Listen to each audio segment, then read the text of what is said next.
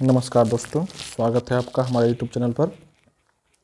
करेंगे हम बिहार एसएससी का सेट रुक्मिणी प्रकाशन का test number set number one volume 1 का सेट 1 है ये, है ना।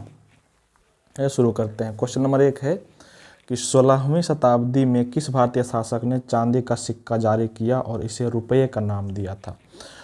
तो देखिए, चांदी का सिक्का तो बहुत सारे शासक जारी किया है, लेकिन रुपया का नाम दिया है शेरशाह सूरी, है ना।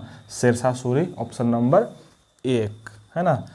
चांदी का जो सिक्का था ये था 180 ग्रेन का, 180 ग्रेन का, और इसी का नाम रखा था इसने रुपया। उसी तरह से एक था तांबा का सिक्का। तांबा का सिक्का जो था वो था 380 ग्रेन का, और इसका नाम रखा था दाम। दाम इसका नाम था, ठीक है। शेरशाह सूरी का नाम जो था बचपन का नाम था फरीद। फरीद खान इसका नाम था बचपन का, है ना। इसी का बाद में इसी का नाम हो गया शेर खान। इसी का नाम हो गया बाद में शेर खान, नाम बदल लिया, और शेर खान से बाद हो गया शेरशाह सूरी नाम हो गया, है ना। इसका बचपन का थोड़ा कहानी ये है कि ये अपने जो संरक्षक था बहार खान लोहानी, इसका संरक्षक था कौन? बहार खान लोहानी। ये जब मर गया ना, तो इसकी जो विधवा पत्नी थी दुदू मियाँ, इससे ये शादी कर लिया था और अपने जीवन को आगे बढ़ाया था, ठीक है।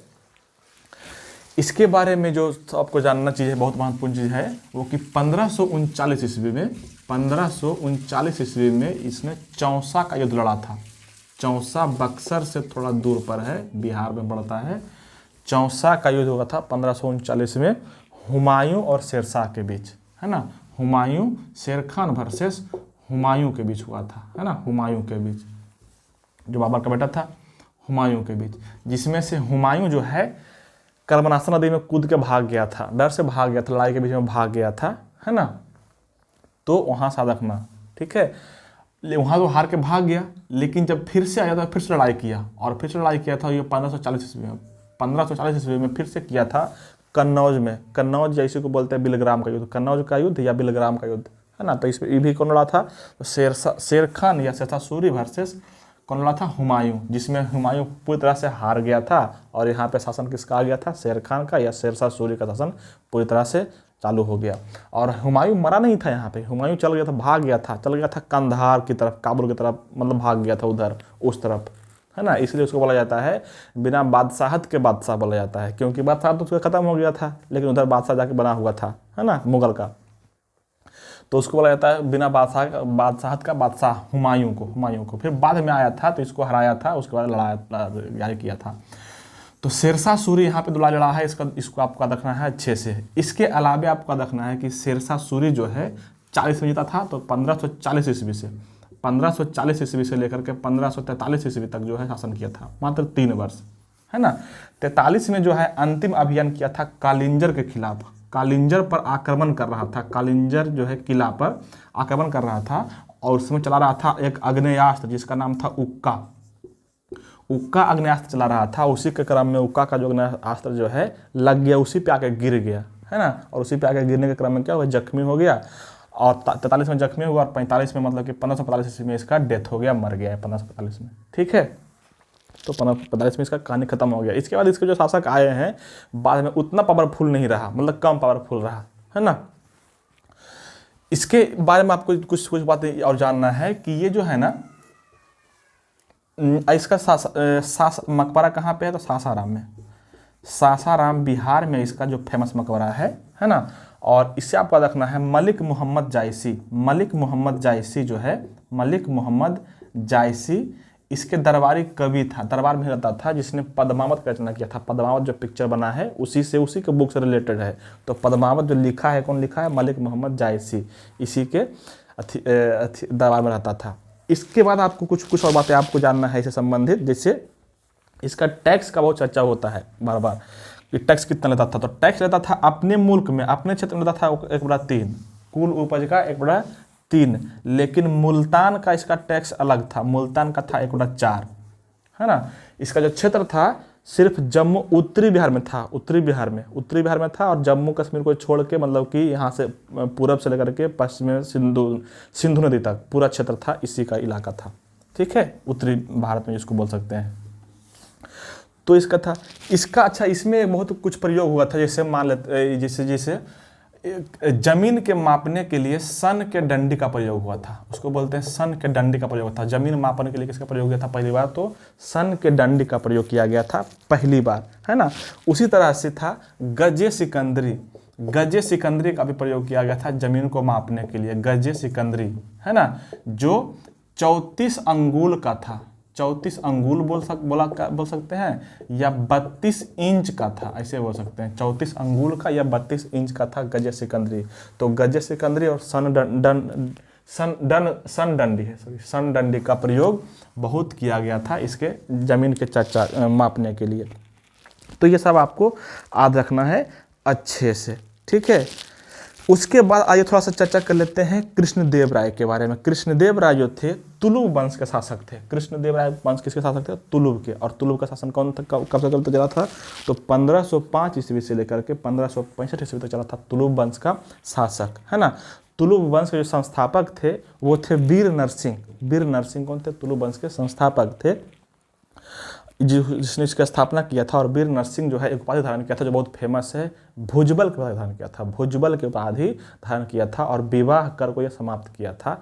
तो यहाँ से कम 2 बात याद रखने हैं। भुजबल की उपाधि कौन धारण किया था? तो वीर नरसिंह जो तुलुब वंश के संस्थापक था, और विवाह कर को इसने समाप्त किया था। और इसी तुलुब वंश का जो सबसे महान शासक हुआ था, जो 1509 ईस्वी में गद्दी पर बैठा और 1530 तक शासन किया था, तो वो था कौन? केडी राय, उसको बोलते हैं शॉर्टकट में कृष्णदेव राय। केडी राय मतलब कृष्णदेव राय, है ना।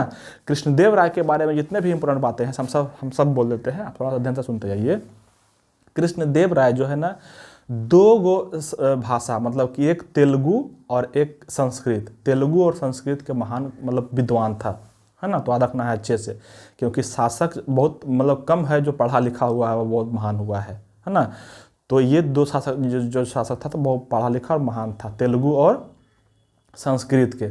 और तेलुगु के 8 कवियों का इसके पास समूह था जिसको बोला था अष्टदिग्गज बोलते थे, है ना। तो ये भी सवाल पूछता है कि अष्टदिग्गज जो है किसके शासनकाल में, किसके शासन दरबार में आता था? तो किसके में?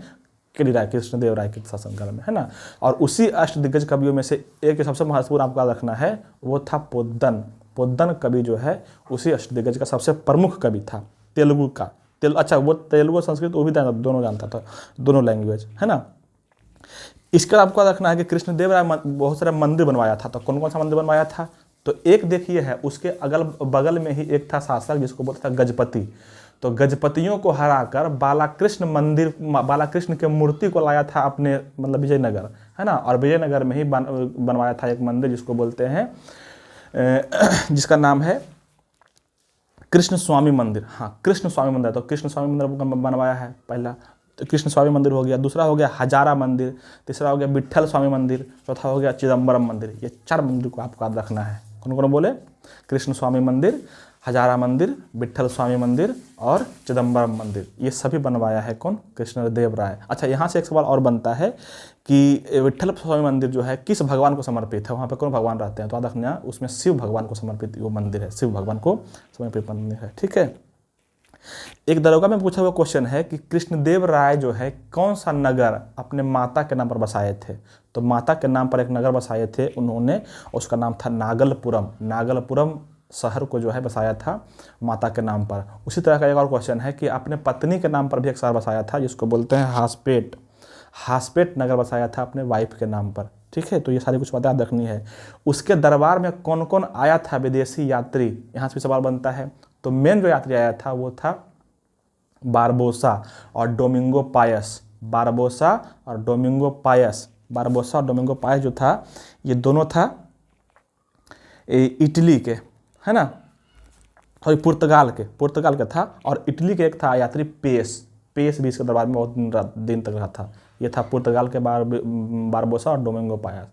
बारबोसा ऐसा मानता था, उसका कैसा कहना था, इस स्टेटमेंट को जो भी बोलते उसका रखिएगा। बारबोसा का कहना था, उसका स्टेटमेंट है कि राजा जो है मतलब केडी राज इतना आज़ादी देता है कि इसके राजकाज में कोई भी आ जा सकता है, इसके राज्य में कोई भी आ जा सकता है और कोई भी धर्म से मतलब कि जीवन जी सकता है। कोई धर्म की पाबंदी वगैरह इस तरह का नहीं था, ठीक है। चलिए, कृष्णदेव राय के बारे में बहुत हो गया। अब थोड़ा सा आते हैं तीसरा ऑप्शन अकबर के बारे में। अकबर का जन्म हुआ था कहाँ पे? तो अमरकोट में, बीरसाल के महल में 15 अक्टूबर 1542 1542 में, ठीक, सॉरी, हाँ ठीक है, 1542 में, क्या क्या बोल रहे हैं, 1542 में, ठीक है। और जब जैसे ही ये 13 साल का हुआ, मतलब कि 1556 में, है ना, 1556 में इसका जो बाप था हुमायूं, उसका डेथ हो गया, वो मर गया, और 56 में ही ये बैठ गया राजगद्दी पे। सोच लो, मतलब कि 13 वर्ष कुछ महीना ही हुआ था और गद्दी पर बैठ गया था। और उस समय इसका जो संरक्षक था बैरम खान था।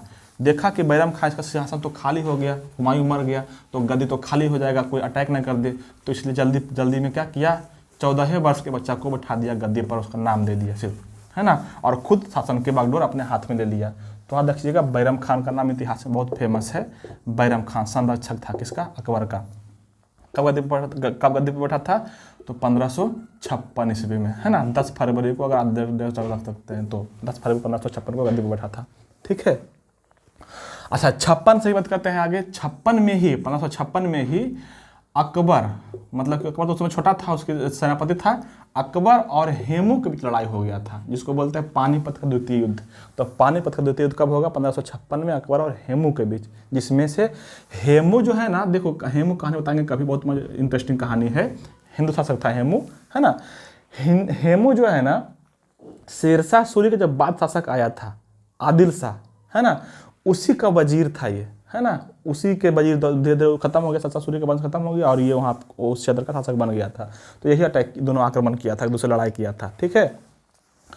ऐसा कहा जाता है कि हेमू जो है जीतने ही वाला था, मतलब लगभग ये लड़ाई जो है पानीपत का द्वितीय युद्ध जीत चुका था, लेकिन छल से क्या किया गया इसको, मतलब कि जैसे दो आदमी बात कर रहा है, बातचीत कर रहा है, पीछे से कोई आके मार दिया, है ना, तो इसको जो है ना आँख में तीर लग गया था और उसी समय उसकी मृत्यु हो गई थी। इसका इतना कट्टर था ना इसका सेनापति अकबर का, कि इसको जो है ना, इसका मुंडी काट के इसके मतलब कि पिताजी को दे दिया था, सिर्फ मुंडी काट के। तो चलो, इतना खतरनाक था। तो हेमू का नाम बहुत फेमस है ना, जीत गया था, लेकिन फिर भी क्या कीजिएगा, कल छल कपट से हरा दिया गया। तो आप देखना, पानीपत का सेकेंड युद्ध जो हुआ था अकबर और हेमू के बीच हुआ था 1556 ईस्वी में। अकबर से संबंधित कुछ बातें आपको याद रखनी है जो बहुत इंपॉर्टेंट है, हम बोल देते हैं, सबका नाम कर देते हैं। देखिए कौन कौन सा काम क्या क्या किया है, ये आपको याद रखना है। 1562, 1563, 1564, 64 के बाद आइए 71, 71 के बाद आइए 75, 75 के बाद आइए 78, 78 के बाद आइए 79, 79 के बाद आइए 82, 82 के बाद 83, 83 के बाद 85। इतना डेटा रखना है आपको, 62, 63, 64, 71, 75, 78, 79, 82, 83, 84। अब देखो इसमें क्या क्या हुआ, बहुत इंपॉर्टेंट घटना हुआ है जो बहुत बार पूछते रहता है। 1562 ईस्वी में जो है, 1562 ईस्वी में जो है अकबर जो है ना, 1562 ईस्वी में दास प्रथा का अंत किया था। यहाँ पे क्या किया था, दास प्रथा का अंत किया था, और हरम दल से मुक्ति मिला था इसको। हरम दल से मुक्ति कब मिला था, तो 1562 में। यहाँ से दो याद रखना, 1562 में दास प्रथा का अंत किया था और हरम दल से मुक्ति मिला था अकबर को। 63 में है इसने तीर्थ यात्रा कर को समाप्त किया था। तीर्थ यात्रा में जो कर लगता था, पैसा लगता था ना, उसको समाप्त कर दिया था, तो ये भी याद रखना है। और 64 में जजिया कर को समाप्त किया था। 64 ईस्वी में क्या किया था, जजिया कर को समाप्त किया था। 1500 ईस्वी है सर, 1563-64 है। तो यहाँ से ये सारी बातें रखना है, बहुत बार पूछा हुआ सवाल है ये सब। अच्छा, 71 में और भी बहुत महत्वपूर्ण घटना हुआ है। 71 में क्या हुआ है, 71 ईस्वी में फतेहपुर सीकरी नगर की स्थापना किया था। फतेहपुर सीकरी की स्थापना किया था, और इसी समय मतलब कि 1571 ईस्वी में ही अपना राजधानी जो था आगरा से राजधानी को दिल्ली स्थानांतरित किया था फतेहपुर सीकरी में। तो ये बहुत इंपॉर्टेंट है, इसको याद रखना है। फतेहपुर सीकरी की स्थापना और आगरा से स्थानांतरण किया था राजधानी कहाँ पे, फतेहपुर सीकरी में। तो सवाल ये भी पूछता है कि फतेहपुर सीकरी राजधानी कौन लाया था, तो कौन लाएगा, अकबर लाया था। अच्छा, 75 में और भी इंपॉर्टेंट घटना है। 75 में जो है पहली बार इबादत खाना की स्थापना किया था। इबादत खाना की स्थापना किया था, तो ये आपको ये भी याद रखना है अच्छे से। पहली बार इबादत खाने की स्थापना कब हुआ था, 1575 ईस्वी में अकबर द्वारा। और 78 में इबादत खाने में सभी धर्म के लोगों को बुलाया गया था, वहाँ से आमंत्रण दिया गया था, है ना। अच्छा, ये क्या था इबादत खाना? इबादत खाना था ना कि वहाँ पे धार्मिक बातचीत होती थी, है ना, बातचीत होती थी। तो वहाँ पे सब जो पहले था, 75 में जब बना था, स्थापना हुआ था, तो सिर्फ इस्लाम धर्म की बात होता था। लेकिन 78 ईस्वी में सर्व धर्म के लोगों को बुलाया गया, साधु संतों को बुलाया गया और चर्चा करने के लिए इस पर बात किया गया था। 78 में सब धर्म का यहाँ पे इबादत खाना में आ गया था। 79 में इसने क्या किया, 89 में, 79 में इसने जो है ना 89 में मजहर की घोषणा किया था। ये और भी इम्पोर्टेंट है, बहुत बार पूछा हुआ सवाल है। मजहर की घोषणा कब किया था? तो 79 में, 79 में, 1579 में।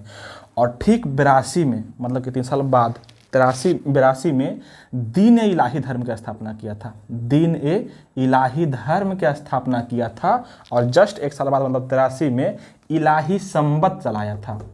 इलाही संवत शुरू किया था कब? 1583 में। और 1585 ईस्वी में राजधानी को लाहौर स्थानांतरित किया था। राजधानी को कहाँ पे लाया था? लाहौर। तो ये सब बातें आपको याद रखना है अच्छे से, ठीक है। चलिए आगे बढ़ते हैं, बहुत हो गया इसमें। क्वेश्चन नंबर 2, दूसरा क्वेश्चन है कि यू कैन विन जो है पुस्तक, इसका लेखक कौन है, इसका राइटर कौन है? तो यू कैन विन जो राइटर है, उसका राइटर है शिव खेड़ा। शिव खेड़ा जो है सामाजिक कार्य करता है। यू कैन विन जो है इसका राइटिंग है ना। दूसरा ऑप्शन में है रोहिणी मुंद्रा। रोहिणी मुंद्रा जो है, इसका एक बुक है, बहुत फेमस बुक है। इसके बुक को बोला जाता है, इसका बुक का नाम है द 1% क्लब। द 1% क्लब जो है इसका बुक है। तीसरा ऑप्शन है संदीप माहेश्वरी। संदीप माहेश्वरी का जो बुक है उसका नाम है the power of your subconscious mind. The power of your subconscious mind, है ना। ये यूट्यूब पर इन्फ्लुएंसर है जो इन्फ्लुएंस करता रहता है, ठीक है। और उसके अलावे एक और जो ऑप्शन है, ऑप्शन नंबर 4, दीपा कर्माकर। दीपा कर्माकर का जो ऑटोबायोग्राफी है वो है the small wonder. Deepa Karmakar the small wonder, है ना। त्रिपुरा के जिम्नास्ट है, ये लड़की है। तो इसको आप देखिएगा अच्छे से। नेक्स्ट क्वेश्चन है यूनेस्को विरासत स्थल शोर मंदिर किस राज्य में स्थित है? तो यूनेस्को जो है ना, यूनेस्को का शोर मंदिर जो है, यूनेस्को में शामिल जो शोर मंदिर है ना, वो आपका है तमिलनाडु में। शोर मंदिर कहाँ पर जाएगा? तमिलनाडु में, ठीक है। तमिलनाडु के चेन्नई के थोड़ा सा दूर है, चेन्नई से, चेन्नई में है ये, ठीक है। अब देखिए यहाँ पे आपको रखना है कि यूनेस्को में कौन कौन सा मंदिर है, कौन कौन सा क्या है जो महल है जो शामिल किया गया है और कब शामिल किया गया है, ये आपको अच्छे से याद रखना है। यहाँ से बहुत सारा सवाल बनते रहता है, जो बना देगा ना जल्दी बनेगा नहीं, है ना, अगर पूछ देता है तो इसके लिए हम बहुत सारा आपको मज़ेदार ट्रिक बता देते हैं कि कौन कौन सा ट्रिक इसमें होगा, है ना। अच्छा, शोर मंदिर जो है, जो बोला है ये शोर मंदिर, है ना, इसी को बोलते हैं महाबलीपुरम मंदिर। महाबलीपुरम मंदिर, है ना। और ये बनवाया कौन है? इसी का नाम है शोर मंदिर या महाबलीपुरम मंदिर या मामल्लपुरम मंदिर। ये बनवाया है कौन? तो ये बनवाया है पल्लव शासक। कौन बनवाएगा? पल्लव शासक। शासक का नाम क्या रहेगा? तो रहेगा नरसिंह वर्मन द्वितीय। कौन रहेगा? नरसिंह वर्मन सेकेंड, है ना। नरसिंह वर्मन सेकेंड जो बनवाया था शोर मंदिर, यही इसको बोलते हैं महाबलीपुरम का मंदिर। कहाँ पे? तो चेन्नई के समीप, है ना। चलिए इससे संबंधित कोई बात कर लेते हैं और थोड़ा सा 1 सेकेंड के लिए। देखिए अब है कि यूनेस्को में कौन कौन सा शामिल है, यूनेस्को में कौन कौन सा शामिल है। तो इसको याद रखने के लिए हम कुछ ट्रिक बता देते हैं, उसको आपको याद रखना है। जैसे आजा ए ताजा, आजा ए ताजा, है ना। ताजा साथ ना 83, मतलब कि 1983 में कौन कौन सा शामिल हुआ है, 1983 में कौन कौन सा शामिल हुआ है। तो आ से याद रखना आगरा के किला, आ से क्या रखना? आगरा के किला। और आ से हो जाएगा अजंता गुफा। आगरा किला और अजंता गुफा, आगरा किला और आजा से अजंता गुफा। ए से हो जाएगा एलोरा की गुफा, ए से क्या हो जाएगा? एलोरा की गुफा। और ताजा से हो जाएगा ताजमहल, मतलब कि आगरा के किला, अजंता गुफा, एलोरा गुफा और ताजमहल। ये सब जो हुआ है शामिल कब हुआ है? 1983 में शामिल हुआ है यूनेस्को में, 1983 में शामिल हुआ है, ठीक है। दूसरा है सूर्य महान है, ऐसा तो सूर्य महान है, मतलब कि सूर्य मंदिर और महाबलीपुरम का मंदिर, ये 84 में शामिल हुआ है। सूर्य मंदिर और महाबलीपुरम का मंदिर ये कब शामिल हुआ है? 84 में, ठीक है। 85 में क्या याद रखना है ना। जब मन है राजी तो क्या करेगा पाजी, जब मन है राजी तो क्या करेगा पाजी, जब मन है राजी तो क्या करेगा पाजी, है ना। पाजी ने काजी बोल देना, मजा आएगा, है ना। मन है राजी तो क्या करेगा काजी। तो मन से जगह मानस, मानस जीव अभ्यारण्य जानते हैं ना, असम वाला, उसको शामिल किया गया है 85 में, है ना। और काजी से हो जाएगा काजीरंगा, है ना। यहाँ पे याद रखना ये केवलादेव भी, केवलादेव राजस्थान का जो है। तो मानस, मानव लिखा गया है, मानस वन्यजीव अभयारण्य, केवलादेव वन्यजीव अभयारण्य और काजीरंगा अभयारण्य, ये तीनों शामिल किया है गया है कब, 85 में, कहाँ पे, यूनेस्को में। ठीक है, स्टिक याद रखिएगा तो मजा आएगा आपको याद रखने में। एक है 86 में, सब नहीं करेंगे, थोड़ा थोड़ा कर लेते हैं ताकि आपको मजा आए थोड़ा सा। 86 में है कौन, देखो 86 में रखना ना कि गोवा जाओ, कहाँ जाओ, गोवा, है ना, गोवा जाओ, है ना, कहाँ जाओ, गोवा, और खा के हफो, है ना, गोवा जाओ और खाओ और हफो, है ना, गोवा जाओ और खाओ और हफो। तो गोवा का इसमें, अच्छा ये कब है, 86 वाला, ये 86 में होगा, है ना। तो गोवा से हो जाएगा गोवा के चर्च, और खा से हो जाएगा ये खजुराहो का मंदिर, गोवा का चर्च, खजुराहो का मंदिर। हा से हो जाएगा हम्पी, हा से हो जाएगा क्या, हम्पी, है ना। और फा से हो जाएगा फतेहपुर सीकरी, फा से हो जाएगा फतेहपुर सीकरी। ये सब चारों का स्थापना, चारों के यूनेस्को में शामिल कब किया गया था, तो 1986 में, 1986 में, है ना। और एक और रखना 87 वाला, 87 वाला कौन हो जाएगा, तो 87 में हो जाएगा एली के चोली सुंदर है, एली के चोली सुंदर पट्टा का है, याद रखना, एली के चोली सुंदर पट्टा का है। कैसे कैसे हो जाएगा, इसमें एलिफेंटा के गुफा, और यहाँ से चोली से हो जाएगा चोल मंदिर है एक, चोली से चोल मंदिर, और सुंदरबन जो है डेल्टा उसको, और एक है पट्टाकल, है ना, पट्टाकल स्मारक, इसको शामिल किया गया कब, 1987 में। तो ये सारा याद रखना है ना। अगर इतना भी याद रखे आप, आगे जब आएगा ना तो आगे और भी कर लेंगे पूरा का पूरा इस तरह से ट्रिक्स से। तो इस तरह से देखो तो 4 इसमें हो गया, 2 इसमें, 3 इसमें हो गया, 4 इसमें हो गया, 4 इसमें हो गया, मतलब कि 4 12 1500 लोगों एक बार में आपको याद हो गया होगा। थोड़ा सा लिख लेना इसको भाई, अब याद रहेगा, नहीं तो भूल जाइएगा आप, है ना। इसमें बोले हैं आ जाए ताजा, इसमें बोले मन रहेगा राजी तो क्या करेगा काजी, काजी बोला 85 है। अच्छा यहाँ पे 84 लिखाए थे, सूर्य महान है, सूर्य मंदिर और महाबलीपुरम मंदिर। और यहाँ पे है कौन, गोवा खा हप, गोवा में जाके खा और हफ है, गोवा का चर्च, खजुराहो, हम्पी और फतेहपुर सीकरी 86 में। ठीक है, 87 में कौन है, एली की चोली सुंदर है, एलिफेंटा, चोल मंदिर, सुंदरवन और पट्टाकल स्मारक, ये सब का कब हुआ है, 87 में किया गया है शामिल, किसमें, इसमें यूनेस्को में। ठीक है, तो ऐसे आपको यहाँ से ये सारी बातें याद रखनी है। इसके अलावा अगला क्वेश्चन जो है वो है कि भारतीय संविधान केंद्र सरकार को कितने प्रकार की निधियां प्रदान करता है। तो भारतीय संविधान जो है ना, केंद्र सरकार को 3 प्रकार की निधियां प्रदान करता है, 3 प्रकार के। एक को बोलते हैं संचित निधि, एक को बोलते हैं क्या, संचित निधि, एक को बोलते हैं आकस्मिक निधि, और एक को बोलते हैं लोक लेखा की संचित निधि, लोक लेखा के निधि बोलते हैं उसको, है ना। तो संचित निधि का वर्णन कितना में है, आर्टिकल 266 में, आर्टिकल 266 में किसका है, संचित निधि का वर्णन, और आर्टिकल 267 में है आकस्मिक निधि का वर्णन। ठीक है, और आर्टिकल 266 के 2 में लोक लेखा के निधि का वर्णन है। तो यहाँ से 3 का रखना इस तरह से। अगला क्वेश्चन है कि किस उद्योग को भारत में 8 आधारभूत उद्योगों के सूचकांक की गणना के लिए उपयोग किया जाता है। तो इसका आंसर हो जाएगा रिफाइनरी उत्पाद, इसका आंसर क्या हो जाएगा, रिफाइनरी उत्पाद को जो है अलग से नामित किया जाता है। नेक्स्ट क्वेश्चन है निम्नलिखित में से कौन सी प्रमुख नदी एक पूर्व की ओर बहने वाली नदी नहीं है, मतलब कि पूर्व नहीं बह रहा है तो कहाँ बहेगा, पश्चिम लगभग बहेगा, है ना। तो इसका हम सब के बारे में बोल देते हैं, थोड़ा सा ध्यान से सुन लेना, सिर्फ आप सिर्फ सुन लेना, है ना, कि कौन कौन सा किधर किधर बहता है। देखो इसमें जितना भी ऑप्शन दिया, 4 ऑप्शन, कृष्णा है, नर्मदा है, गोदावरी है, कावेरी है, सबका जो है मतलब कि उद्गम स्थल कहाँ पे है, जिसे इंडिया का मैप ऐसे होता है ना। तो यहाँ पे कौन सा है, यहाँ पे जो पर्वत है कुछ को बोलते हैं क्या, पश्चिमी घाट, इसको बोलते हैं क्या, पश्चिमी घाट, है ना। तो पश्चिमी घाट से इधर जो निकलेगा, मतलब कि यहाँ पे क्या है, अरब सागर है, इधर क्या है, बंगाल की खाड़ी है ना, बंगाल की खाड़ी है, इधर क्या है, पूरब है, इधर क्या है, पश्चिम है। ठीक है, तो यहाँ पे बोल रहा है पूरब नहीं बहा के पश्चिम बहता है, पूरब नहीं बहता है, मतलब पश्चिम बहता होगा। तो पश्चिम में इधर से सिर्फ 2 ही नदी बहता है जो बहुत फेमस है ना, एक है नर्मदा और एक है ताप्ती, एक नर्मदा और एक ताप्ती। तो आपके ऑप्शन में नर्मदा है तो इसको करना है टिक, ताप्ती होता तो उसको भी करते, है ना। बाकी जब जितना है कौन कौन है, कृष्णा है, गोदावरी है और एक कावेरी है। ये तीनों का तीनों बहता है इस तरफ, बंगाल की खाड़ी में जाके गिरता है, मतलब पूरब की ओर बहता है ना।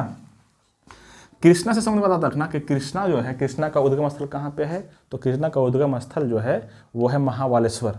कहाँ पे है, महाबालेश्वर। उसी तरह से गोदावरी का उद्गम स्थल कहाँ पर हो जाएगा, तो गोदावरी का उद्गम स्थल है त्र्यंबक पहाड़ी नासिक में, महाराष्ट्र नासिक में पड़ता है ना, त्र्यंबक पहाड़ी पर नासिक में।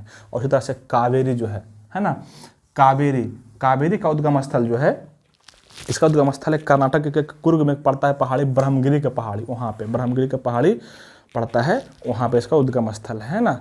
यहाँ से देखिए हम कुछ ये हमको मज़ा नहीं आएगा, थोड़ा सा हम इसको और करेंगे आगे। करना ये है कि सवाल पूछ देता है ना कि कृष्णा का सहायक नदी कौन है, गोदावरी का सहायक नदी कौन है, या कावेरी का सहायक नदी कौन है। तो सहायक नदी बड़ी कंफ्यूज करता है, रहता है 5-7 वाटर को रहता है सहायक नदी, है ना। कौन किसका है पता ही नहीं चलता है।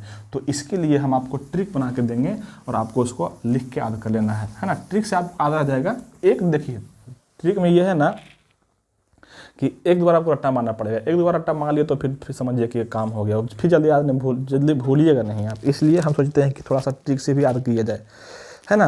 बाकी बात अगर ऐसे आपको याद है तो बहुत बढ़िया है, बेटर है। चलिए ट्रिक देखते हैं इसका, किसका, कृष्णा का, है ना, कृष्णा का। देखो कृष्णा का ट्रिक ये है ना, कैसे रखना, देखो कृष्ण भगवान 5 बार कोई भी माल दूध मुंह में नहीं देगा तोरा, ऐसे बोलना है। 5 बार कोई भी माल दूध मुंह में नहीं देगा तोरा। हाँ समझ रहे हैं ना, हाँ वही वाला जो समझ रहे हैं। 5 बार कोई से कोयना होगा, कोयना नदी समझते हैं ना, कोयना नदी। कोई भी माल दूध मुंह में नहीं देगा तोरा, है ना। तोरा से आता है तुंगभद्रा, तोरा से तुंगभद्रा।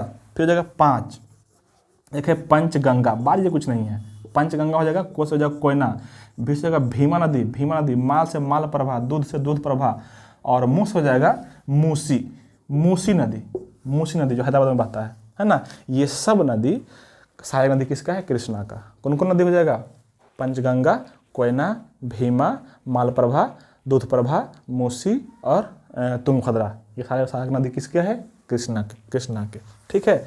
नेक्स्ट में आइए गोदावरी के सहायक नदी के करते हैं। तो गोदावरी में आप देखना पेन वेन मान इंद्र। गोदावरी की सहायक नदी कौन हो जाएगा, पेन वेन मान इंद्र, है ना। क्या रखना है, पेन वेन मान इंद्र, सब प्राण पूर्ण कर, सब प्राण पूर्ण कर। बस इतना सब रखना है। ये हो जाएगा कि गोदावरी के सहायक नदी कौन कौन है। देखो पेन गंगा, वेन गंगा, मान से हो जाएगा मानेर नदी है एक, है ना।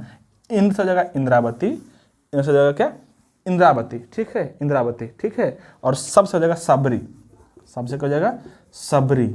और प्राण से हो जाएगा प्राणहिता। बहुत बार पूछा हुआ क्वेश्चन है ये, प्राणहिता नदी किसकी सहायक नदी है, बहुत बार पूछा हुआ है, किसका है जाएगा, गोदावरी का। इतना बार पूछा हुआ ना क्वेश्चन, ये अभी हाल के वर्षों में 2-3 वर्षों में कुछ का है नहीं, प्राणहिता गोदावरी के, है ना। और पूर्ण से हो जाएगा पूर्णा नदी, है ना। ये सारी सहायक नदी है किसकी, गोदावरी के।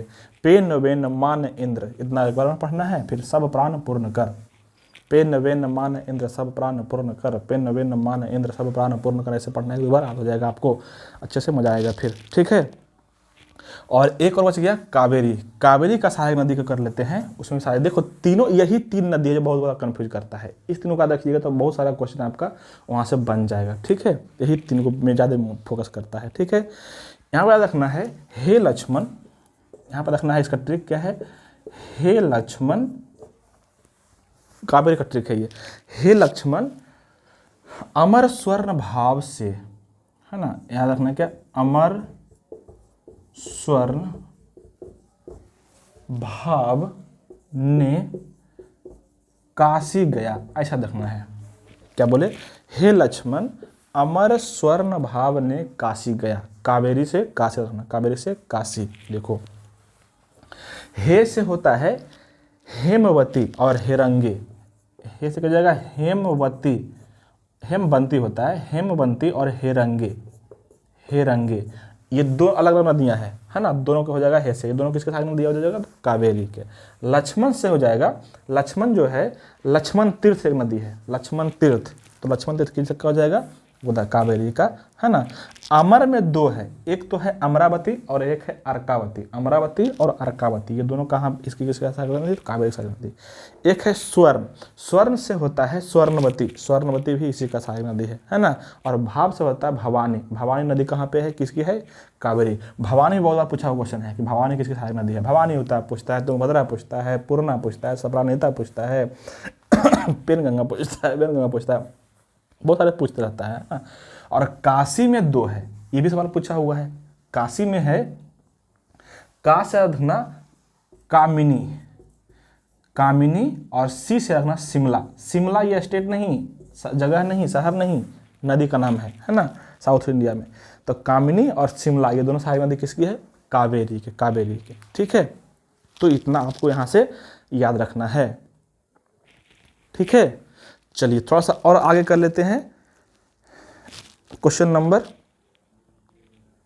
7। हाँ, क्वेश्चन नंबर 7 में है कि नई लोकसभा निर्वाचित होने के उपरांत तो वर्तमान लोकसभा के अंतिम सत्र हेतु निम्नलिखित में से कौन सा शब्द प्रयोग हुआ है। देखिए, जब नया लोकसभा बनता है ना, तो पुरनका लोकसभा के सदस्य को बुलाया जाता है ना, और जो जीत गया उसका तो वाह है, जो हार गया उसका बेइज्जती होता है ना, कि आ जाओ अंतिम बार तुम्हारा देखा था शकल, फिर तो देखेगा नहीं संसद में, है ना। तो उसको बोलते हैं ना, उसको बोलते हैं lame duck session, lame duck सत्र बोलते हैं उसको, लेम डक सत्र बोलते हैं, याद रखिएगा, लेम डक सत्र। जब चुनाव नया हो गया, अभी तक संसद कुछ बटा नहीं है, मंत्रालय बटा नहीं है, वहाँ पे होता है। एक और वर्ड लिखा हुआ प्रोटेम स्पीकर, प्रोटेम लिखा हुआ सिर्फ, वो प्रोटेम स्पीकर है। प्रोटेम स्पीकर भी वैसे ही होता है, जैसे संसदीय चुनाव हुआ और अभी तक कोई अध्यक्ष बना नहीं है लोकसभा का, है ना, तो कार्यवाही कैसे चलेगा, तो कार्यवाही को संचालित रूप से चलाने के लिए एक अध्यक्ष को ऐसे ही नियुक्त कर दिया जाता है, जब तक कि अध्यक्ष का चुनाव नहीं हो, है ना। तो उस अध्यक्ष को बोलते हैं क्या, प्रोटेम स्पीकर, प्रोटेम स्पीकर बोलते हैं। एक वर्ड है कोरम, कोरम क्या होता है, लोकसभा या विधानसभा में जितना भी न्यूनतम सदस्य होता है कि बैठक हो सके, बैठक के लिए न्यूनतम सदस्यों की संख्या को बोला जाता है कोरम, जो लोकसभा में या विधानसभा में 10 1/10 है ना, 1/10 है। और एक वर्ड और है साइन डाई, साइन डाई बोला जाता है, पूर्ण रूप से जो स्थगन हो जाता है ना संसद का, है ना, तो उसको बोलते हैं साइन डाई, साइन डाई को बोलते हैं पूर्ण स्थगन। नेक्स्ट क्वेश्चन है 8 नंबर क्वेश्चन में, नागरहोल राष्ट्रीय उद्यान किस राज्य में है, नागरहोल राष्ट्रीय उद्यान। तो नागरहोल राष्ट्रीय उद्यान तो कहाँ पे है, तो ये हो जाएगा आपका कर्नाटक में, कर्नाटक में। नागरहोल कहाँ पे जाएगा, कर्नाटक में।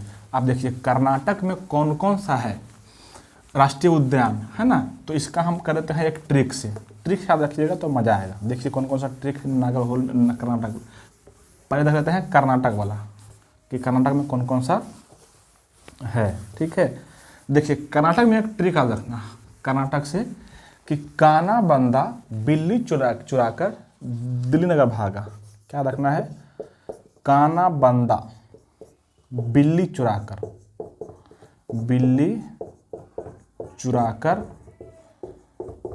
दिल्ली नगर भागा, बस। काना मतलब कर्नाटक, कर्नाटक में कौन कौन सा अभ्यारण्य है उसका, है ना। बंदा से जगह बांदीपुर, बंदा से बांदीपुर, बिल्ली से जगह बिल्लीगिरी, बंदा से बांदीपुर, मतलब कि बांदीपुर अभ्यारण्य, बिल्लीगिरी अभ्यारण्य। चुराकर से कुछ नहीं है, चुराकर ऐसे बना दिया सेंटेंस मजेदार करने के लिए। दिल्ली से है दंदोली अंशी, दिल्ली से कौन हो जाएगा, दंदोली अंशी, मतलब कि दंदोली अंशी अभ्यारण्य कहाँ पे है, तो कर्नाटक में है। नगर से हो जाएगा यही आपका जो सवाल पूछा हुआ नागरहोल,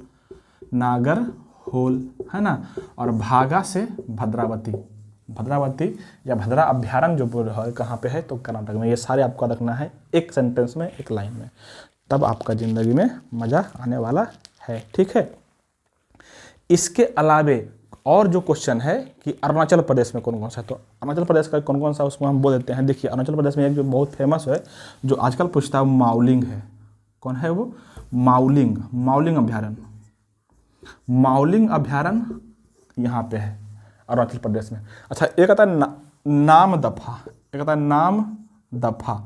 तो नाम जिसको है ना, जिसमें नाम लगा हुआ, अरुण किसी का नाम होता है, तो नाम रखना नाम दफा से अरुणाचल प्रदेश में, है ना। एक होता है दम्फा, वो मिजोरम में है, मिजोरम में है। एक है नामदफा, ये अरुणाचल प्रदेश में है ना। तो अरुणाचल प्रदेश में कौन कौन हो गया, माउलिंग हो गया, नामदफा हो गया, एक और होता है पखुई होता है, पखुई होता है, पखुई अभ्यारण्य, एक और है सेसा अभ्यारण्य, एक और है आर्किड अभ्यारण्य। ये सारे अभ्यारण्य कहाँ पे है, तो अरुणाचल प्रदेश में है। कौन कौन, नामदफा, माउलिंग, पखुई, सेसा और किड, ये सारे कहाँ पे है, अरुणाचल प्रदेश स्टेट में है ना। फिर से बताते हैं, नामदफा, माउलिंग, पखुई, सेसा और आर्किड अभ्यारण्य जो है ये कहाँ पे है, अरुणाचल प्रदेश में है। गोवा में एक ही वो है जिसका नाम है भगवान महावीर, गोवा में भगवान महावीर अभ्यारण्य है, तो याद रखिएगा वहाँ पे ये है। और एक जगह तमिलनाडु, तमिलनाडु में एक अभ्यारण्य है जिसको बोलते हैं गुंडी अभ्यारण्य। तमिलनाडु में कौन सा है, गुंडी अभ्यारण्य। और इसके अलावा एक और है इंदिरा गांधी, इंदिरा गांधी अभ्यारण्य भी वहीं पे है, इंदिरा गांधी अभ्यारण्य भी कहाँ पे है, वहीं पे है ना। इंदिरा गांधी अभ्यारण्य का एक और नाम है अन्नामलाई, अन्नामलाई जो सुनते हैं ना वही है। अगस्ता मलाई भी वहीं पे है ना। एक और है कालकड कुंडन थुरई, ये भी वहीं पे है, कहाँ पे, तमिलनाडु, सॉरी हाँ तमिलनाडु में है ना। तो ये सारे आपको यहाँ से याद रखना है अच्छे से, ठीक है। चलिए अगला क्वेश्चन है,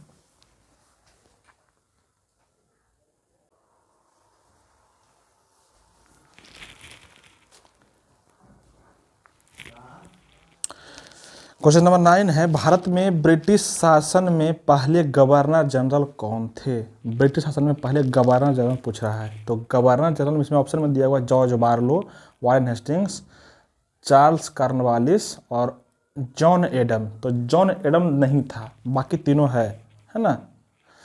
तो आइए तीनों के बारे में थोड़ा सा चर्चा करते हैं। सबसे पहले आता है, सबसे जो पहला इसका आंसर जो होगा वो होगा वारेन हेस्टिंग्स। वारेन हेस्टिंग्स कब आया था, 1772 में, 1772 में रेगुलेटिंग एक्ट जो आया था, याद रखिएगा 1772 में रेगुलेटिंग एक्ट आया था है ना। उसी रेगुलेटिंग एक्ट के तहत जो है पहली बार भारत में सिर्फ बंगाल का, पूरे भारत का नहीं, बंगाल का गवर्नर जनरल नियुक्त किया गया था वारेन हेस्टिंग्स। याद रखना इसको, इस बात को, ठीक है। वारेन हेस्टिंग्स बंगाल का पहली बार गवर्नर जनरल बना था, ठीक है। वारेन हेस्टिंग्स 72 में। अच्छा 72 में जब ये बना तो 72 से 74 तक रहा था पहली बार है ना, 74 तक। और फिर 84-85 में भी रहा है, 84-85 में भी रहा है ये, ठीक है। मतलब 1784-85 में भी रहा है, तो 2 पीरियड के लिए रहा है। तो बहुत सारा इसके टाइम में काम हुआ है ना, बहुत सारा काम हुआ। जैसे विलियम विल्किंस गीता का अंग्रेजी अनुवाद किया था है ना, 1780 में है। पहला बार जो है प्रथम हिंदी पत्रिका छपा था बंगाल गजट, ये याद रखना है ना। इसी पे वारेन हेस्टिंग पर ही जो है एक नंद किशोर आदमी था, नंद कुमार नाम के आदमी था। ये जो है ना, ये वारेन हेस्टिंग पर आरोप लगा दिया था कि 3.5 लाख रुपये तुम लिया है मुन्नी बेगम से। मुन्नी बेगम कौन था, अवध के नवाब के वाइफ थी है ना। तो मुन्नी बेगम से 3.5 लाख रुपया घूस लेने के आरोप में इस पर जो है ना केस कर दिया था वारेन हेस्टिंग्स पर। किस पर, वारेन हेस्टिंग्स पर। लेकिन वारेन हेस्टिंग जो है बाद में फिर कोर्ट में जो है निर्दोष साबित हुआ था। तो इसको क्या किया, फांसी की सजा दे दिया था है ना, फांसी की सजा दे दिया था। सोच लो इतना क्रूर आदमी था वो, ठीक है।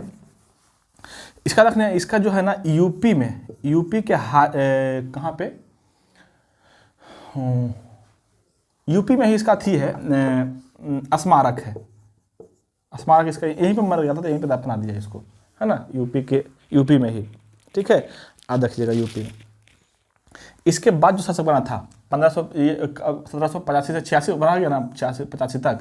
अब जब 1786 में आया, 1786 में वही है कार्नवालिस के समय में बहुत सारा काम हुआ है ना। कार्नवालिस के समय में भी बहुत सारा काम हुआ है।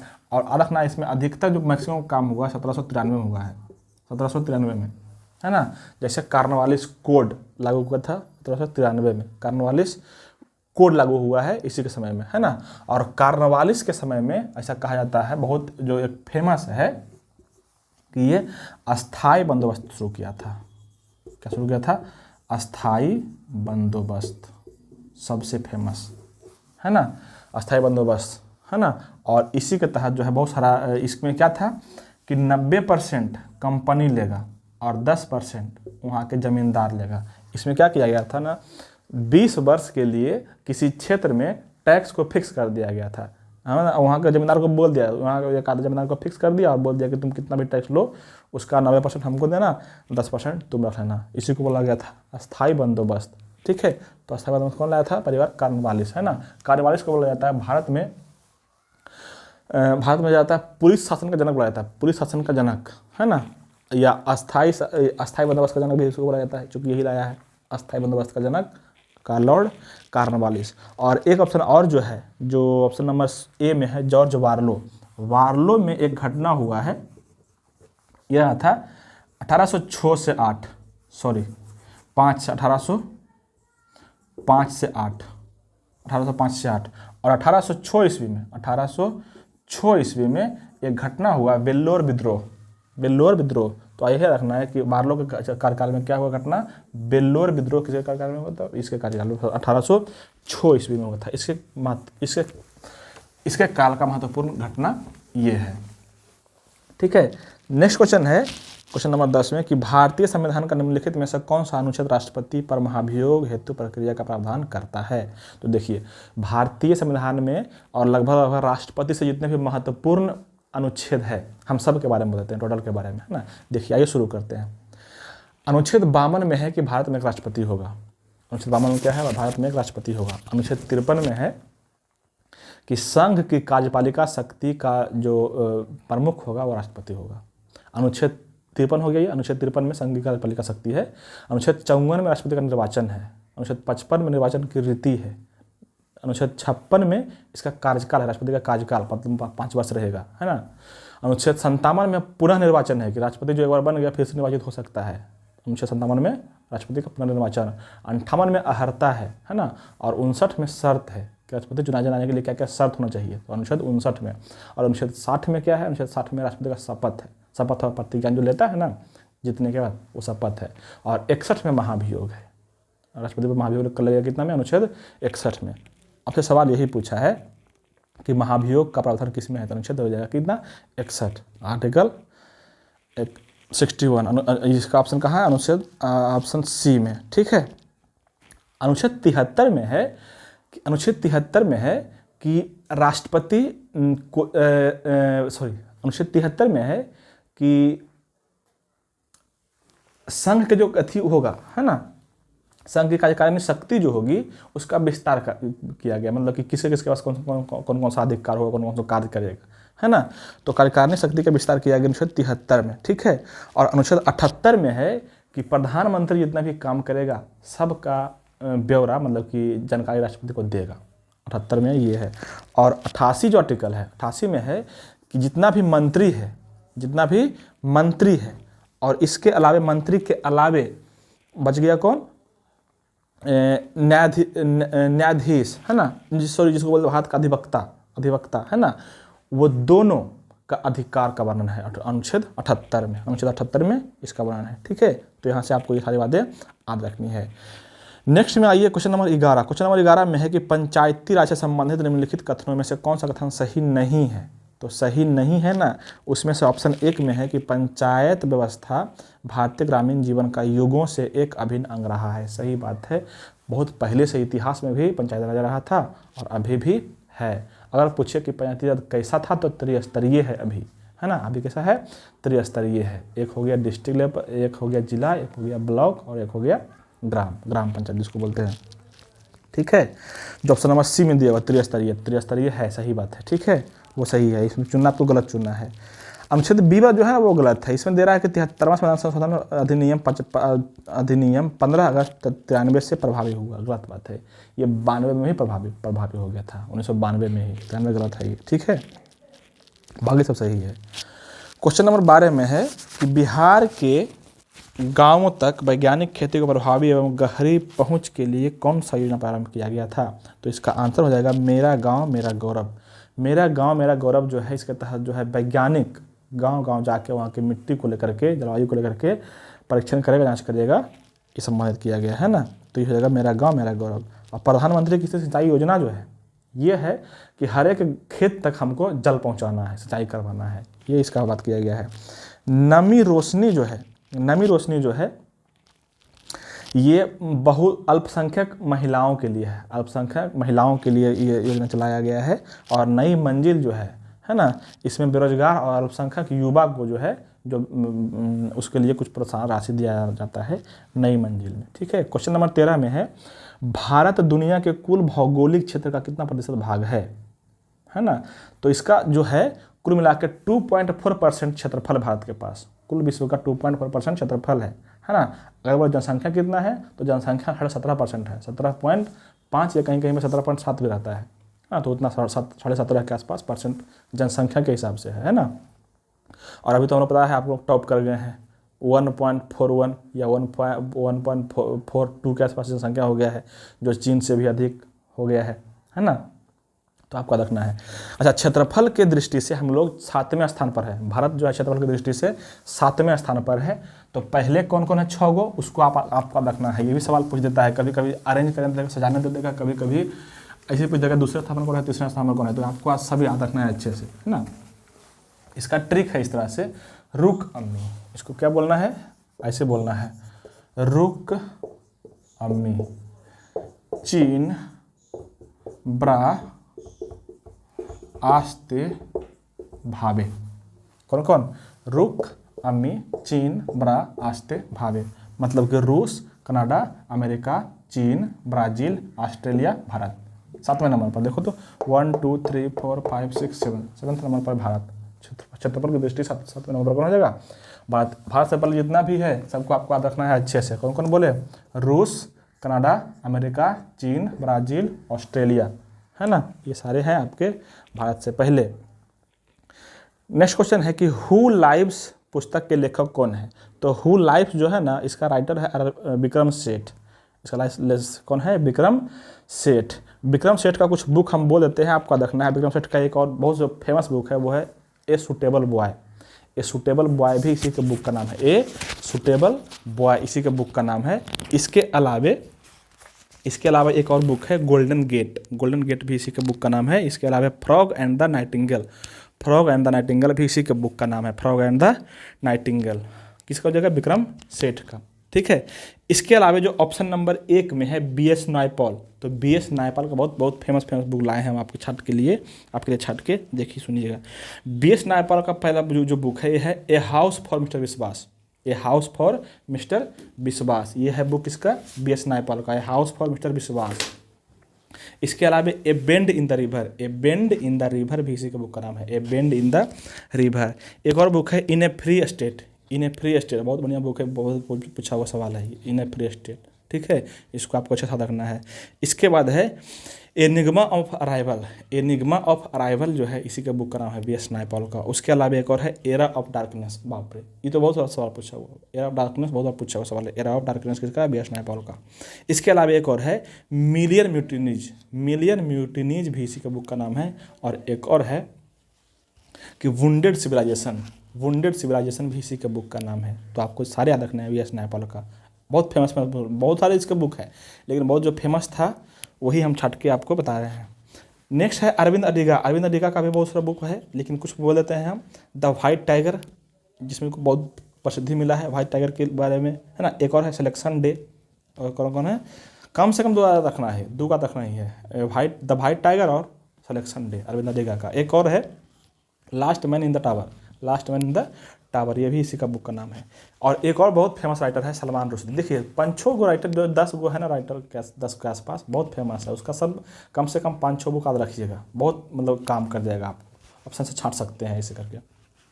सलमान रुश्दी के बुक का नाम है सैटेनिक वर्सेस, बहुत फेमस बुक है सैटेनिक वर्सेस, बच्चा पढ़ता है सैटेनिक वर्सेस, मतलब बुक नहीं पढ़ता है, इसका ये पढ़ता है कि सैटेनिक वर्सेस कौन लिखा है, ये पढ़ता है सैटेनिक वर्सेस। और एक है मिडनाइट चिल्ड्रेन, ये भी बहुत फेमस बुक है, मिडनाइट चिल्ड्रेन भी बहुत फेमस बुक है।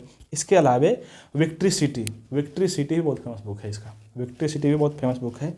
और इसके अलावा कोई चोटे हो गया, अभी नया बुक है इसका कोई चोटे, है ना, तो याद रखना है।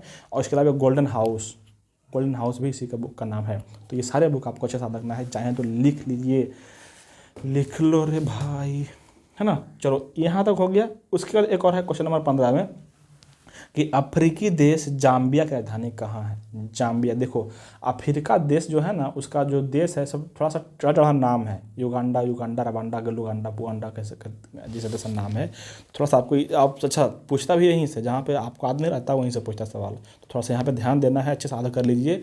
जितने भी अफ्रीका में देश हैं लगभग लगभग सबको याद कर लीजिए, आपको बहुत काम देगा, है ना।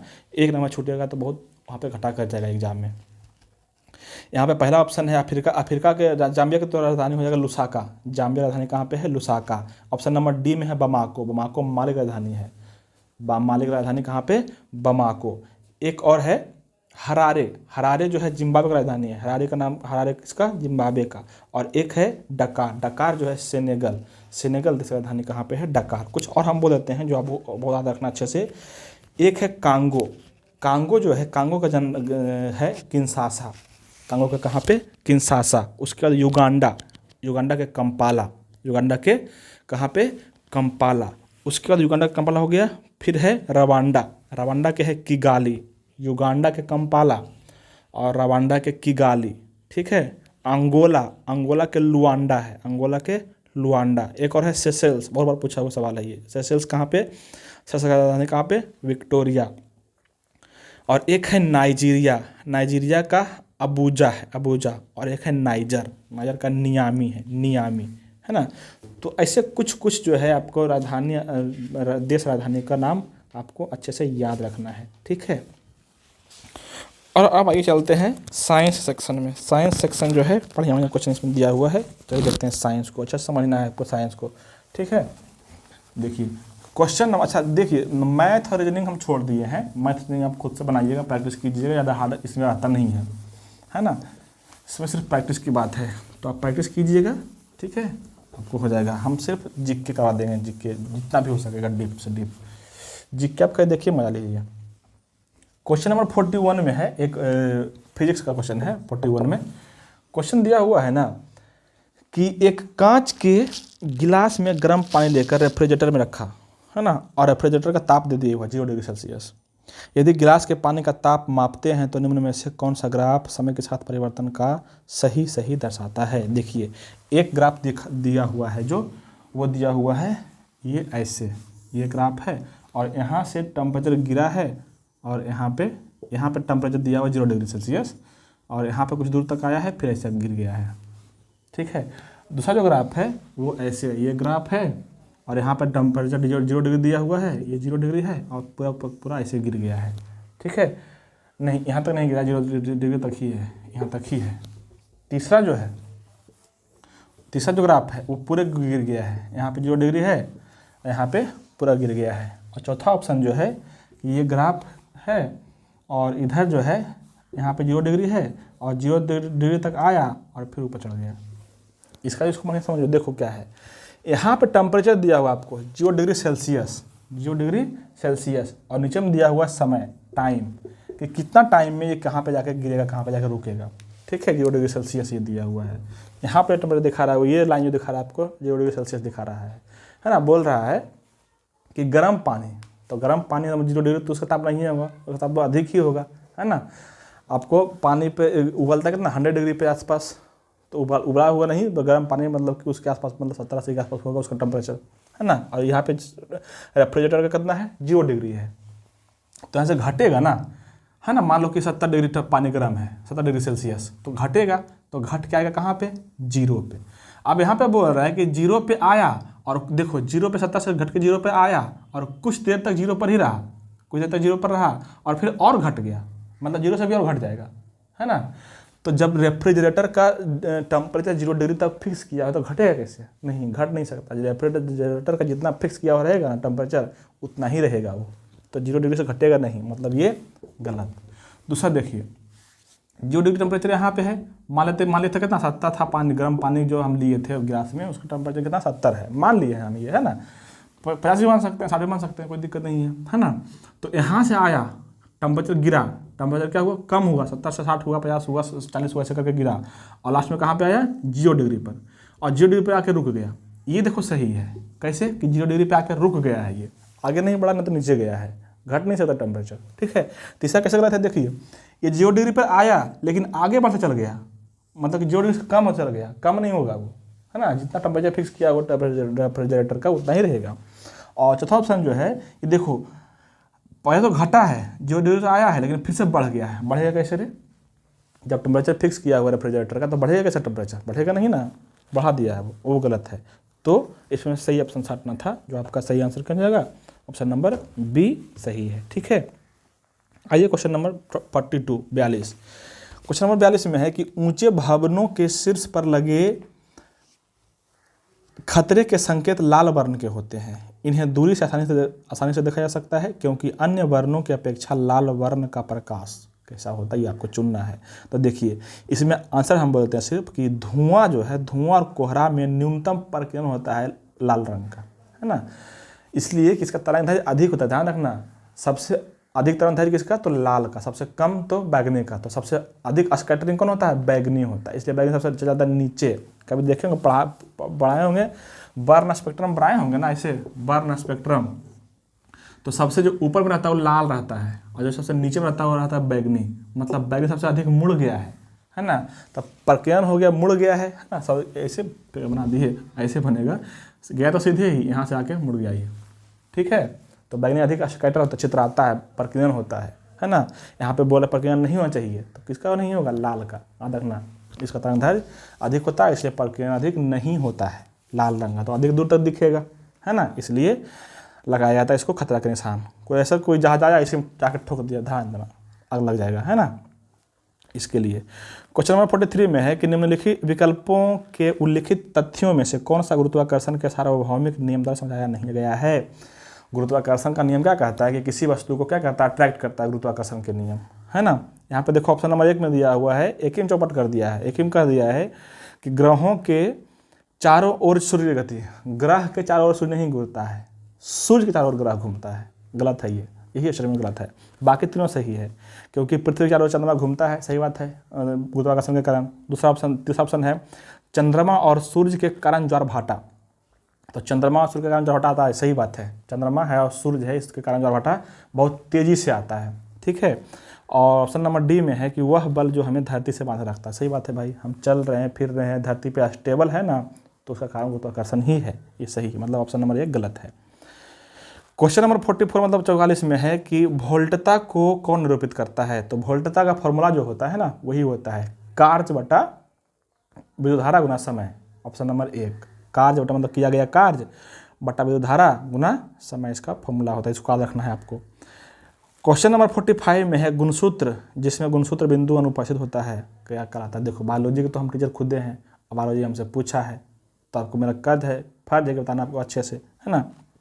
देखो क्या होता है ना, गुणसूत्र जो होता है ना, ऐसे होता है कुछ इस तरह से। देखो एक बार समझ जाओ, फिर इसको आपको नहीं रट्टा मारना पड़ेगा। ऐसे रटते रटते पागल हो जाइएगा, बहुत सारा होता है ना। हम पढ़ाते हैं इंटर का बायोलॉजी, तो हमको पता है कि कहाँ कहाँ पे क्या सब चीज़ है। ठीक है, चलिए देखिए, गुणसूत्र जो होता है मूल रूप से इस तरह से होता है। एक आर्म, इसको बोलते हैं एक आर्म, और ये हो गया इसका दूसरा आर्म। उसी तरह से ये हो गया इसका तीसरा आर्म, ये हो गया इसका चौथा आर्म, है ना। ऐसे रहता है गुणसूत्र, है ना। तो जो ये है, यहाँ पर रहता है गुणसूत्र बिंदु, यहाँ पर रहता है क्या? गुणसूत्र बिंदु। इसको बोलते हैं काइनेटोकोर बोलते हैं उसको, है ना। यहाँ पे तो एक तो ये हो गया, इसको बोलते हैं जनरल गुणसूत्र है। ठीक है, कभी कभी गुणसूत्र जो होता है ना, इसका एक आर्म जो देखो ये है, ये दोनों आर्म है ना, और ये दोनों आर्म छोटे को रहेगा, बड़ा नहीं रहेगा। जैसे ये दोनों बराबर है ना, ये छोटा है, यहाँ पे गुणसूत्र है। ठीक है, एक गुणसूत्र ये रहेगा, ऐसे दोनों रहबे करेगा, और ऊपर में रहेगा ही नहीं, इतना ही रहेगा। ठीक है, ऊपर में रहेगा ही नहीं। वही ऑप्शन दिया हुआ है आपका, देखिए ये जो दिया हुआ है, जो बीच में है, बीच को बोलते हैं मीजो बोलते हैं। मीजोडर्म, एंडोडर्म, एपिडर्म पढ़े हैं ना आप, तो मीजो बोलते हैं बीच को। देखो तो इसमें बीच में है ना सेंटर, तो इसको बोलते हैं मीसोसेंट्रिक। इसको क्या बोलेंगे? मीसोसेंट्रिक। इसको क्या बोलेंगे? मीसोसेंट्रिक। और जो यहाँ पे है बीच में है, टेल पर है ना, उसको बोलते हैं टेलोसेंट्रिक। इसको क्या बोलते हैं? टीलोसेंट्रिक, जो टेल पर है। यहाँ पे काइनेटोकोर कहाँ पे है? गुणसूत्र बिंदु कहाँ पे है? टेल पर, उसको बोलते हैं टीलोसेंट्रिक। और एक है एक्रोसेंट्रिक, जिसका नीचे का 2 आर्म बड़ा है और ऊपर का 2 आर्म छोटा है, उसको बोलते हैं एक्रोसेंट्रिक। उसको क्या बोलते हैं, एक्रोसेंट्रिक। और बाकी ऑप्शन जो दिया हुआ है डी एसेंट्रिक, एसेंट्रिक कोई होता ही नहीं है ना। तो इसमें क्या हो जाएगा, इसमें है कि गुणसूत्र बिंदु जिसमें गुणसूत्र अनुपासित रहता है, तो अनुपासित इसमें रहता है, नहीं रहता है इसमें, ऑप्शन नंबर डी हो जाएगा, इसमें रहता ही नहीं है। ठीक है, चलिए नेक्स्ट ऑप्शन है, ऑप्शन नंबर क्वेश्चन नंबर 46 में है कि जब प्रकाश नेत्र में प्रवेश करता है तो अधिकांश अपवर्तन कहाँ होता है। तो प्रकाश जब नेत्र में प्रवेश करता है ना, तो अधिकांश जो अपवर्तन होता है वो होता है कहाँ पे, कॉर्निया पर, कॉर्निया पर भी जो है अधिकांश अपवर्तन होता है। ठीक है, याद रखना है इसको आपको। अगला क्वेश्चन है वायु के, देखो अगला क्वेश्चन दिया हुआ है, वायु के कांच के आयताकार स्लैब पर आधारित किसी प्रकाश किरण का गमन पथ से 4 विद्यार्थियों ABCD ने चित्र बनाए, हमसे दर्शाया। अच्छा, चित्र जो है बना के दर्शा रहा है स्टूडेंट, है ना। तो क्या क्या किया है ये देखिए, बोले इनसे कौन सा सही है, सही है। तो ये कहाँ से क्वेश्चन आया है, ये क्वेश्चन आया है कि प्रकाश जो है या तरंग जो है बेल माध्यम से सघन माध्यम में जाने पर मुड़ जाता है, या सघन माध्यम से बेल माध्यम में जाने पर मुड़ जाता है। तो किधर मुड़ता है यही आपको जानना है ना, किधर मुड़ता है। देखिए अगर इसको देखना है कि सरल माध्यम से गया कहाँ पे, सॉरी इसको बोलते हैं कि विरल माध्यम से गया सघन माध्यम में, विरल से कहाँ पे गया, सघन में, विरल से गया सघन में ना, तो याद रखना अभिलंब की ओर मुड़ जाएगा। विरल से गया कहाँ पे, सघन में, तो कहाँ पे मुड़ेगा, अभिलंब की ओर। ठीक है, इसी को उल्टा कर देंगे, सघन से जाएगा विरल में, तो कहाँ जाएगा, अभिलंब से दूर जाएगा। कहाँ पे जाएगा, अभिलंब से दूर जाएगा। ठीक है, यही ऑप्शन आपका दिया हुआ देख लो, जो पहला ऑप्शन दिया हुआ है कि ये आयताकार प्लेट है इसे, और इसमें सीधे सीधे पास कर दिया है, एक किरण लाया है सीधे सीधे पास कर दिया है इसे। तो देखो, तो ये है बेल माध्यम और ये है सघन माध्यम, ये है हवा वाला, ये है कांच वाला। तो कांच क्या है, सघन माध्यम है ना। तो सघन से जाएगा तो इसको मुड़ाया तो किधर मुड़बे, तो कहीं मुड़बे नहीं किया है, कि तो पहले गलत है, गलत हो गया। दूसरा जो दिया हुआ है वो दिया हुआ है कि ये कांच है और यहाँ से जो है ये आया और उसके बाद सीधा एक टेढ़ा किया है, ये थोड़ा सा टेढ़ा किया है, ये किया है और ये किया है।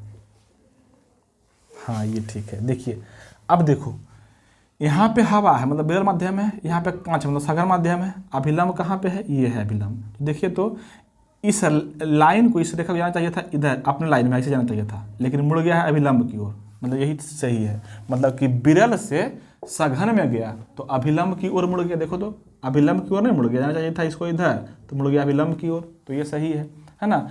फिर सघन से विरल में गया, सघन से बेल में गया तो अभिलंब से दूर हट गया। देखो ये सघन में जा रहा है, सघन में जा रहा है, सघन में जा रहा है, और फिर आ गया विरल में, तो अभिलंब तो ये है ना, इसका अभिलंब तो ये है ना, तो अभिलंब से क्या हो गया, दूर हट गया। अगर इधर आता ना तो हम बोलते कि अभिलंब की ओर गया, इधर हट रहा है मतलब अभिलंब से दूर गया है, मतलब यही वाला जो है सही है। ठीक है, तो आपको ऐसे पढ़ना है, कुछ है नहीं, सिर्फ फिगर कर दिया है, बाकी थ्योरी वही है, थ्योरी में कोई दिक्कत नहीं है। क्वेश्चन नंबर 48 में है कि लेंस की शक्ति का स्थायी मात्रक क्या है। तो लेंस की शक्ति का स्थायी मात्रक होता है उसको बोलते हैं डायोप्टर, ये तो पूरा दुनिया जानता है ना, डायोप्टर। ऑप्शन नंबर 1 में है हाइपरमेट्रोपिया, हाइपरमेट्रोपिक, हाइपरमेट्रोपिया ही कोई बोलता है हाइपरमेट्रोपिक। हाइपरमेट्रोपिक क्या होता है, दूरदृष्टि दोष, दूरदृष्टि दोष। और एक होता है मायोपिया, है ना, उसको बोलते हैं निकट दृष्टि दोष। तो दूरदृष्टि दोष, निकट दृष्टि दोष, और एक और है प्रेस बायोपिया, इसको बोलते हैं जरा दूरदर्शिता। हम तीनों के बारे में चर्चा करेंगे, है ना, तीनों के बारे में करेंगे। देखिए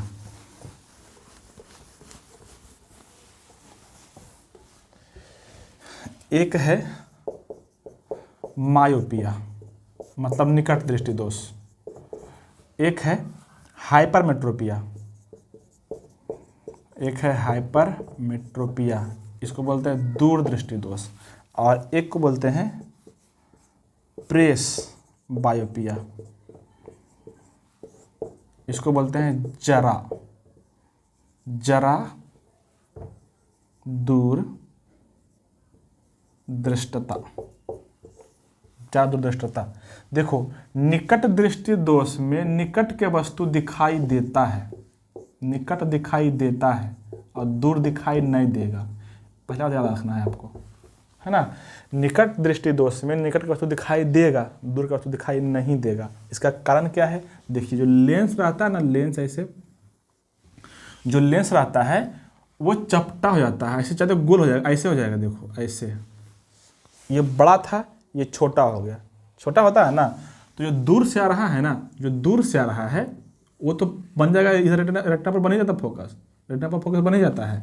लेकिन जो निकट से, जो कोई वस्तु निकट है, निकट का क्या क्या दिखाई देगा, अच्छा निकट का क्या दिखाई देता है ऐसे, लेकिन दूर का दिखाई नहीं देता, दूर का आएगा ना तो इसके पहले ही बन जाएगा, यहीं पे गिर जाएगा, है ना, तो उसका रखना है। उसी तरह से हाइपरमेट्रोपिया में दूर का वस्तु दिखाई देता है, निकट का दिखाई नहीं देता है। उसी तरह से एक है प्रेस बायोपिया, ये कब होता है, ये होता है बुढ़ापा में, ये बुढ़ापा में होता है जब लेंस को सही से एडजस्ट नहीं कर पाता ना, सिलियरी पेशी जब लेंस को सही से एडजस्ट नहीं कर पाता है तब हो जाता है ये, मतलब कि ना तो दूर का दिखेगा सही से, ना तो सही से निकट का दिखेगा। तो आपको यहाँ से ये सब बातें याद रखनी है, ठीक है। नेक्स्ट क्वेश्चन है 49 में कि गतिशील विद्युत आवेश उत्पन्न करता है, मतलब गतिशील विद्युत आवेश जो है क्या उत्पन्न करता है, तो इसका आंसर दोनों हो जाएगा, विद्युत भी और चुंबकीय क्षेत्र भी, दोनों, विद्युत और चुंबकीय क्षेत्र दोनों इसका आंसर होगा। क्वेश्चन नंबर 50 में है कि निम्नलिखित में से कौन एल्केन को दर्शाता है। देखो 3 फॉर्मूला है, तीनों को बोलेंगे हम, एल्केन, एल्कीन और एल्काइन, तीनों का पता रखना है अच्छे से, ठीक है। देखिए एक है एल्केन, सॉरी एल्केन, एक है एल्कीन और एक है एल्काइन, एल्केन, एल्कीन, एल्काइन। देखिए एल्केन का जो सूत्र होता है वो होता है CnH2n+2, एल्कीन जो होता है वो होता है CnH2n, और एल्काइन जो होता है वो होता है CnH2n-2, CnH2n-2, ये होता है सूत्र, फॉर्मूला जिसको बोलते हैं, ठीक है। लेकिन फॉर्मूला सवाल नहीं है यहाँ पे दिया है स्ट्रक्चर का सवाल। स्ट्रक्चर कैसे होगा, मतलब स्ट्रक्चर भी है, स्ट्रक्चर भी सही नहीं, वो बॉन्ड है कि मतलब कार्बन के बीच जो बॉन्ड रहेगा वो कौन सा बॉन्ड बनाएगा। देखो पहले ऑप्शन में दिया हुआ ट्रिपल बॉन्ड, और दूसरा ऑप्शन में दिया हुआ सिंगल बॉन्ड, और चौथा ऑप्शन में दिया हुआ डबल बॉन्ड, मतलब कार्बन के बीच जो बॉन्ड बनेगा वो कैसा बॉन्ड बनेगा। देखिए हम सब के बारे में बताते हैं। जो एल्केन है इसके बीच सिंगल बॉन्ड रहता है, जो एल्केन है उसके बीच कैसा सिंगल बॉन्ड, जो एल्कीन है उसके बीच डबल बॉन्ड, जो एल्केन है उसके बीच डबल बॉन्ड, और जो एल्काइन है उसके बीच ट्रिपल बॉन्ड रहता है, ये आपका देखना है ना, ट्रिपल बॉन्ड। हाइड्रोजन कहाँ पे रहेगा, तो बाकी इस तीनों छोर पर रहेगा हाइड्रोजन, यहाँ पे इसके 2 छोर पर रहेगा हाइड्रोजन, इसके यहाँ पे एक हाइड्रोजन और यहाँ पे एक हाइड्रोजन, ठीक है। तो ऐसे रहता है, इसका सूत्र याद रखिएगा इससे, ठीक है। अगला क्वेश्चन में आते हैं। अच्छा इसका क्या हो जाएगा, क्या आंसर, एल्केन को कौन दर्शाएगा, सिंगल बॉन्ड वाला, ये वाला, मतलब कि option number second option number. Question number 51 में कि शेरशाह सूर्य और हुमायूं के बीच लड़ा गया कन्नौज का युद्ध कब लड़ा। देखो अभी बताया था, पहला क्वेश्चन यही था, पहला क्वेश्चन इसी में चर्चा किया था। पहला क्वेश्चन में शेरशाह सूर्य और हुमायूं के बीच कन्नौज का युद्ध लड़ा गया है 1540 ईस्वी में। कब, 1540 ईस्वी में, इसको बोलते हैं बिलग्राम का युद्ध। इसमें क्या हुआ था, हुमायूं पूरी तरह से हार गया था और भाग गया था, और शेरशाह सूर्य वहाँ पे शासन कर लिया था। 1540 से 43 तक शासन किया, उसके बाद क्या हो गया, मर गया। कैसे मर गया, तो कालिंजर पर अटैक करा था, उसमें उक्का नामक अग्न्यास्त्र के ऊपर आगे गिर गया, उसमें घायल हो गया, 45 में इसकी मृत्यु हो गई थी, किसकी, शेरशाह सूर्य की, है ना। और इसी कन्नौज और हुमायूं और शेरशाह सूर्य के बीच युद्ध लड़ा गया है 1538 में, 39 में, कहाँ पे, चौसा में, है ना। चलिए आगे है राष्ट्रीय ऊर्जा संरक्षण दिवस कब मनाया था। देखिए राष्ट्रीय ऊर्जा संरक्षण दिवस मनाया था 14 दिसंबर को। 14 दिसंबर को मनाया था क्या, राष्ट्रीय ऊर्जा संरक्षण दिवस, है ना। 14 मई जो है उसमें मनाया था मदर्स डे, है ना। 14 मई को क्या हो गया, मदर्स डे, ठीक है। और 27 सितंबर जो है उसमें मनाया था पर्यटन दिवस। 27 सितंबर को क्या, पर्यटन दिवस। और बाकी बच गया दिसंबर का, तो दिसंबर का जितना भी डेट है, जितना भी दिवस है, हम सब के बारे में बताते हैं, सब आप सुनिएगा ध्यान से, बड़ा प्रेम से आनंद आएगा। दिसंबर का शुरू से करते हैं, दिसंबर का 1 दिसंबर, दिसंबर का पहला जो है 1 दिसंबर को होता है क्या, एड्स दिवस। 1 दिसंबर क्या हो गया, एड्स दिवस। 2 दिसंबर जो है कंप्यूटर दिवस, 2 दिसंबर कंप्यूटर दिवस। 3 में है दिव्यांग दिवस, और 3 में ही है प्रथम राष्ट्रपति राजेंद्र प्रसाद का जयंती, क्या बोल रहे, राजेंद्र प्रसाद का जयंती, ठीक है। 3 हो गया, 4 में है नौसेना दिवस, 4 में नौसेना दिवस, 5 में मृदा दिवस, 5 में मृदा दिवस, 6 में है नागरिक सुरक्षा दिवस, 6 में नागरिक सुरक्षा दिवस, 7 में झंडा दिवस, 7 में झंडा दिवस, मतलब 7 दिसंबर के 7 में क्या हो गया, झंडा दिवस। आइए 9 में है भ्रष्टाचार निरोध दिवस, मतलब भ्रष्टाचार को ना बोलना, भ्रष्टाचार निरोध दिवस, निरोध नहीं बोलना, भ्रष्टाचार नहीं करना है, ठीक है, निरोध दिवस। 10 में है मानवाधिकार दिवस, 10 में क्या हो जाएगा, मानवाधिकार दिवस। 11 में पर्वत दिवस, 11 में पर्वत दिवस। 14 में आइए, यही है आपका जो क्वेश्चन है, ऊर्जा संरक्षण दिवस 14 में, ठीक है, 14 दिसंबर के, ठीक है। 16 में विजय दिवस, 16 में विजय दिवस। 1971 में भारत पाकिस्तान का जो युद्ध हुआ था उसमें इस दिन हमको विजय मिली थी, 16 दिसंबर को, ठीक है, 16 दिसंबर को। 19 में आइए, 19 में है गोवा और दमन द्वीप के मुक्ति दिवस, 19 में गोवा और दमन द्वीप के मुक्ति दिवस। 20 में आइए, 20 में मानव एकता दिवस, 20 में मानव एकता दिवस, 20 में क्या हो जाएगा, मानव एकता दिवस। 22 में गणित दिवस, 22 में गणित दिवस। 23 में किसान दिवस, चौधरी चरण सिंह के जन्म दिवस पर, है ना, 23 में किसान दिवस। 24 में राष्ट्रीय उपभोक्ता दिवस, 24 में राष्ट्रीय उपभोक्ता दिवस, ठीक है। 25 में सुशासन दिवस, 25 में क्या, सुशासन दिवस, और मदन मोहन मालवीय जयंती भी इसी दिन है, ठीक है। हालांकि सुशासन दिवस मनाया जाता है अटल बिहारी के जन्म दिवस पर, है ना, उस दिन एम का भी जन्म हुआ था, ठीक है। और 25 हो गया।